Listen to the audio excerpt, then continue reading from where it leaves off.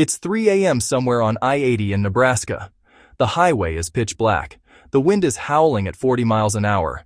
And behind the wheel of an 80,000-pound 18-wheeler, hauling refrigerated food across state lines, is a woman. She's not lost, she's not scared. She's done this route 200 times. Now, if that image surprises you, even a little bit, this video is for you. Because most people still picture trucking the same way Hollywood does, a rugged man, a cigarette, a CB radio. But that image? It's outdated. It's changing. And the story of how it's changing is one of the most fascinating shifts happening in American industry right now.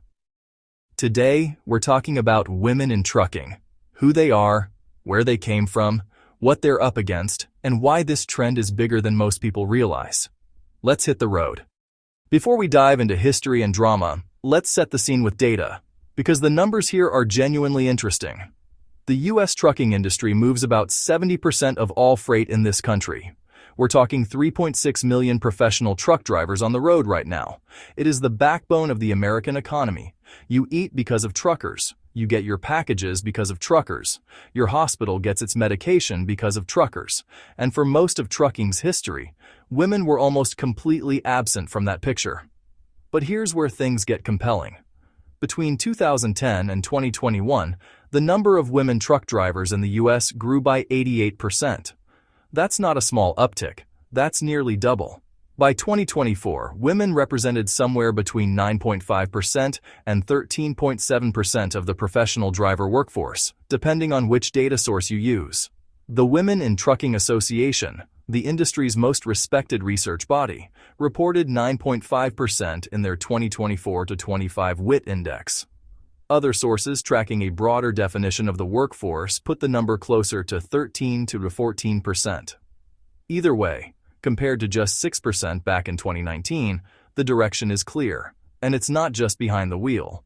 The same WWIT index found that approximately 28% of C-suite and executive positions in trucking companies are now held by women, nearly 35% of supervisory leadership roles, and almost 30% of board of director seats. This isn't just about diversity for diversity's sake. This is a structural shift in one of America's most essential industries. And to understand why it's happening now, we need to go back to the beginning. Most people assume women in trucking is a recent phenomenon. They're wrong by about a century. Let's go back to 1918. World War I is raging. Men are shipping off to Europe by the millions. Back home, American factories and companies desperately need workers, including drivers. A company called the Four-Wheel Drive Auto Company in Clintonville, Wisconsin, hired 150 women to test and demonstrate their Model B trucks.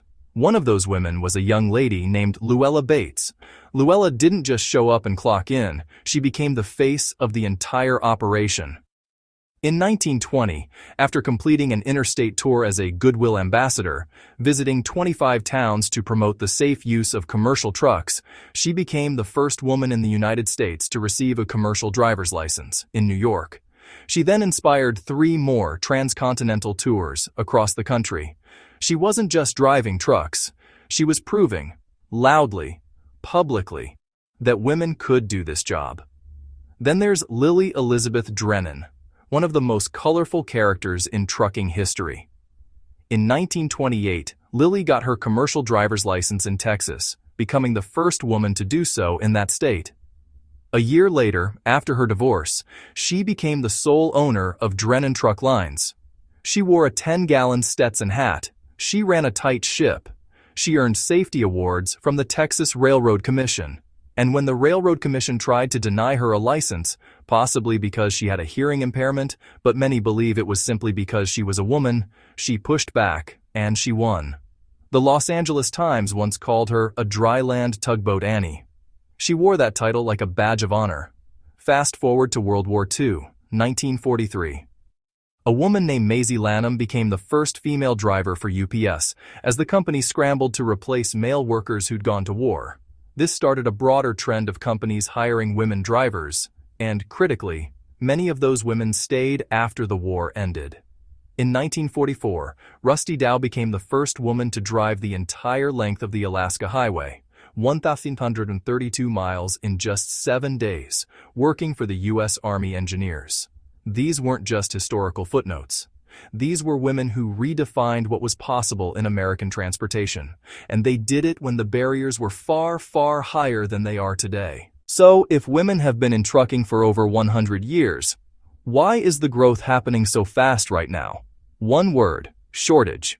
The American trucking industry is facing a serious driver shortage. As of 2024, the U.S. is short approximately 60,000 truck drivers, and according to industry projections, that number could hit 82,000 by end of year. Trucking companies are desperate. Freight is piling up, supply chains are straining, and the industry is finally waking up to a solution that's been right in front of them all along. Women make up over 50% of the U.S. population, and they've been systematically underrepresented in this industry for decades. Recruiting women isn't just a diversity initiative anymore. For many carriers, it's a survival strategy. Research from the American Transportation Research Institute, the ATRI, shows that carriers who implement women-specific recruiting and retention programs have a significantly higher percentage of female drivers, around 8.1% compared to the industry average. The companies that made intentional efforts to attract women were getting results. And why wouldn't they? The business case is strong. Studies consistently show that female truck drivers are statistically safer on the road. According to ATRI's Crash Predictor report, male drivers are 14% more likely to be involved in a crash than their female counterparts. Women receive fewer violations for speeding, improper lane changes, seatbelt infractions. Across multiple safety metrics, women drivers outperform men. For insurance companies, for fleet managers, for companies trying to keep their safety ratings clean, that's not a soft benefit. That's hard dollars. So the market is pulling women into trucking. The shortage is real. The safety data is real. The business incentive is real. The question is, what's holding even more women back? Here's where we have to be honest, because trucking is not a perfect industry for women. Not yet. The ATRI released a landmark study in June 2024 called Identifying and Mitigating the Challenges Faced by Women Truck Drivers. They surveyed thousands of drivers, dozens of motor carriers, and multiple training schools. What they found was sobering. Women in trucking experience 11 workplace problems more frequently than men. And the challenges start before they even get their CDL. Challenge number 1. Training and cost barriers. CDL training can cost anywhere from $3,000 to $10,000. For many women, especially single mothers, that's an impossible ask without financial support. Childcare during training programs is almost never provided. Challenge number 2. Truck design. Here's one most people don't think about. Trucks are designed for men. Seats, pedals, steering wheels, mirrors, all calibrated for a larger male frame. Women frequently deal with physical discomfort, strain, and even injury because the equipment wasn't built with them in mind. Challenge number 3. Facilities on the road. Truck stops, the life support system for long-haul drivers, are still largely designed for men. Showers, restrooms, exercise facilities. Women consistently report limited or inadequate access. In fact, the ATRI study found that 42.2% of women experience limited access to exercise facilities on a daily basis, not occasionally, daily. Challenge number 4. Safety concerns. Parking lots, truck stops, remote delivery locations. Women report feeling vulnerable in ways their male colleagues simply don't. Harassment is real. Theft is real. And the industry has been slow to address it.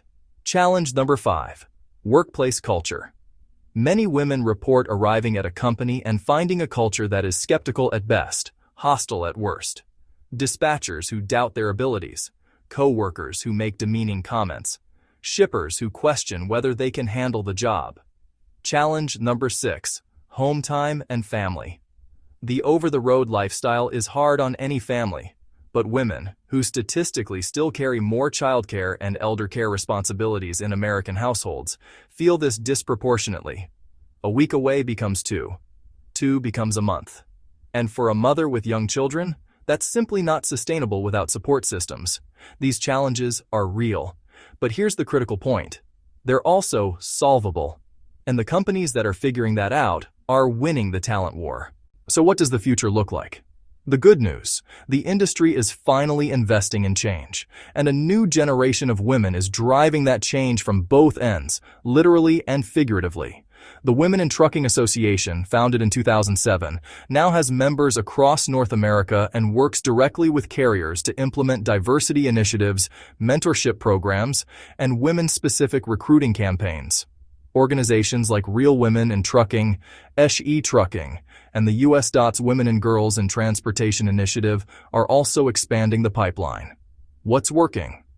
Company-sponsored CDL programs that eliminate the cost barrier, mentorship programs that pair new female drivers with experienced ones, women-specific marketing that shows real female truck drivers on the job, open-door policies that give women a direct line to address workplace issues, flexible regional and local routes that make the lifestyle more sustainable for parents. And the pay picture? Actually better than most industries. This is one of the most important and least known facts about trucking. Pay parity is stronger in trucking than in almost any other sector in the U.S. In most fields, women earn 84 cents to a man's dollar.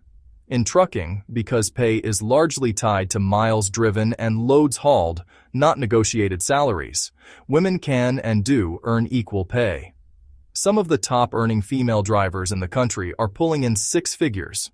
83% of women who enter trucking say they did so because of encouragement from a friend or family member. That word-of-mouth pipeline is growing. Every woman who succeeds, who drives 1,000,000 miles without an accident, who becomes a fleet manager, who starts her own owner-operator business, becomes a recruiter for the next wave. The math is simple. America needs more truck drivers. Half the population is untapped, and the women who are already in the industry are, by many metrics, outperforming expectations. Closing. The road ahead. 1330, 15 rocks. Let's bring this home. In 1918, Luella Bates climbed into a Model B truck in Wisconsin and drove into history. Nobody in that era would have predicted that a century later, nearly 10 to 14% of America's 3.6 million truck drivers would be women. And yet, here we are. The barriers are real. The challenges haven't been fully solved. The 2024 to 25 WIT index actually showed a slight dip in the percentage of female drivers, a reminder that progress is never a straight line. Childcare, safety, culture, equipment design. These are problems that require sustained effort from carriers, policymakers, and the industry as a whole. But the direction of history is clear. Women are not just entering trucking. They're reshaping it. They're climbing into leadership roles. They're starting their own companies. They're building mentorship networks. And they're doing all of this while hauling freight across the country, sometimes at 3 in the morning on a dark Nebraska highway, without anyone in a boardroom even noticing. This is a story about labor, economics, gender, safety, and the American economy. But at its core, it's just the story of what happens when you stop telling people what they can't do. The road is long, but the women of American trucking have always known how to drive. Thanks for watching. If you found this video valuable, hit that like button, subscribe for more deep dives into American industries, and drop a comment. I want to know, did any of these numbers surprise you? See you in the next one.